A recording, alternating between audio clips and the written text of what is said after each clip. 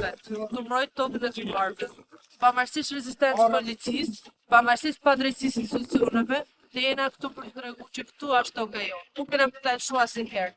Ju mund të vazhdoni të martoni resortin me policë, me shtet, me nimen e krimit dhe të mafjas, për tokën tonë nuk ka për ta gëzuar askush.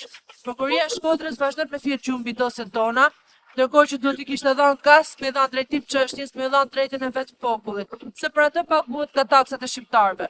Dhe kjo policia e shtetit që paguhet nga taksat tona, duhet jetë për ta mbrojtur neve dhe për ta dhënë drejtën, jo për të mbrojtur krimin këtor.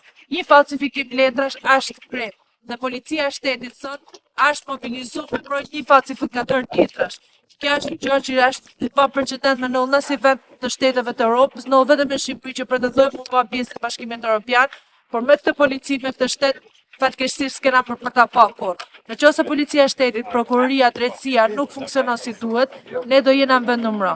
Prandaj është nevojë që gjithë shqiptarët bëhen bashkë për me gjetë drejtësi, për me dhënë të drejtën e popullit. Prona nuk është vetëm i problemi i rrjollit sot, që e kena ne nder. Është problemi i gjithë secilit shqiptar, nuk ka një familje shqiptare që nuk ka një problem me pronën.